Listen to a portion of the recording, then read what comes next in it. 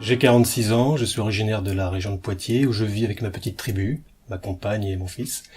Je travaille dans l'enseignement et en parallèle à cette activité professionnelle, j'ai pendant longtemps travaillé aussi comme écrivain, on va dire, pour des raisons alimentaires. J'ai été correcteur, rédacteur enquêteur dans l'édition touristique. J'ai écrit pas mal de piges dans la presse, dans des magazines. L'écriture plus littéraire et cette aventure éditoriale a commencé beaucoup plus tardivement, dans les années 2000, et en particulier grâce à des gens comme Jean-François Pissard, mon ami éditeur et auteur lui-même, qui m'a beaucoup encouragé dans cette voie. Je ne m'interdis rien dans l'absolu au niveau de l'écriture, j'aime goûter à tout. Je laisse mon intuition et une certaine liberté, je n'aime pas m'embrigader, m'emprisonner dans un genre ou dans un style, et de fait, j'ai pas vraiment de méthode.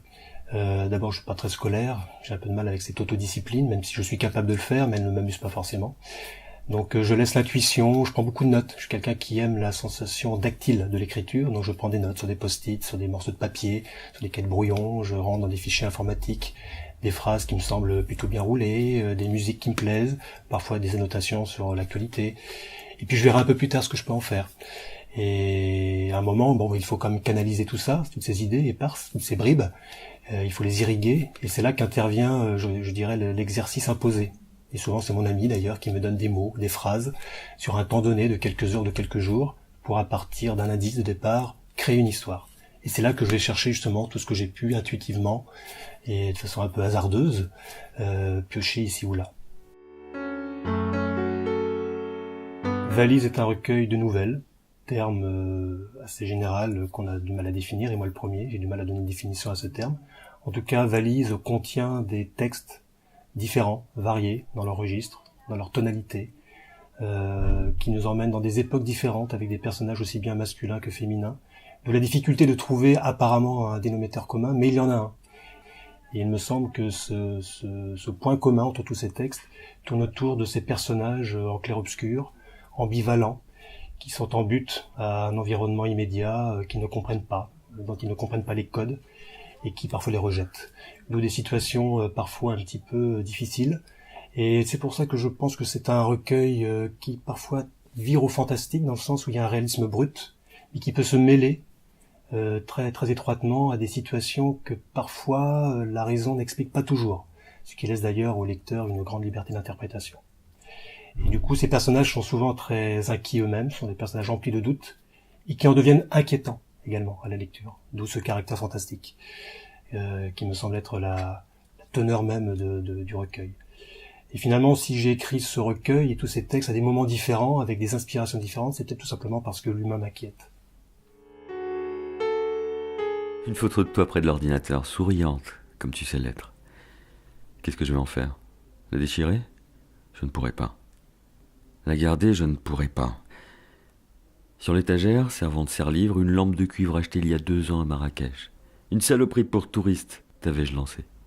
Tu avais haussé les épaules, tu la voulais cette lampe.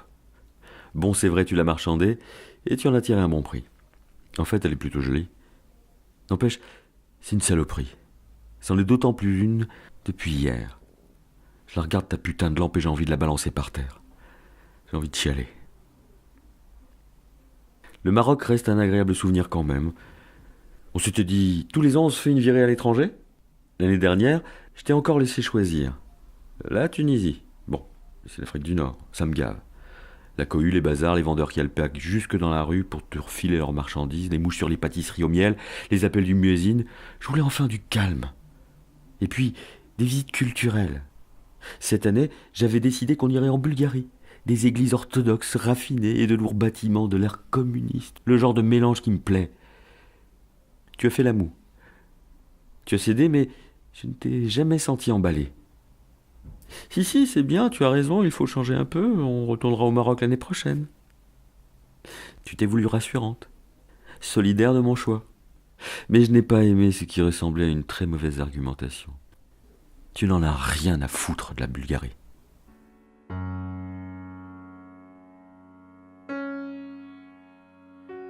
Svetlana.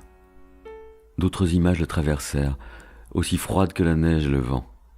Svetlana, aux cheveux grisonnants collés aux tempes et au front, face émaciée.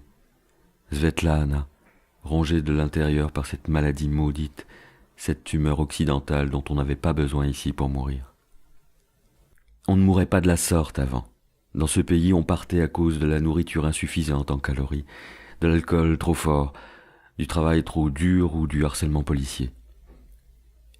Il y avait suffisamment de moyens d'éreinter les corps, d'asservir les âmes.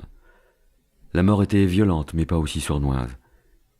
Ils habitaient encore leur appartement du quartier des quais de la Volga. Ils habitaient là depuis toujours, leur semblait-il. Une vie rude, taillée dans l'excès des souffrances et des sentiments, une vie exécrée souvent, mais à laquelle on se raccrochait coûte que coûte en pleurant, en aimant, en priant, en chantant, en gueulant, en suant. Il faudrait que je me relève, pensa-t-il. Se relever malgré le froid qui engourdit le corps et aller là-bas. Traverser le centre rénové avec ses vitrines de luxe, ses ultimes façades art nouveau, passer devant la statue de Gagarine et ses vestiges du porche de l'ancien monastère, longer le fleuve, revenir aux sources, notre quartier, Svetlana.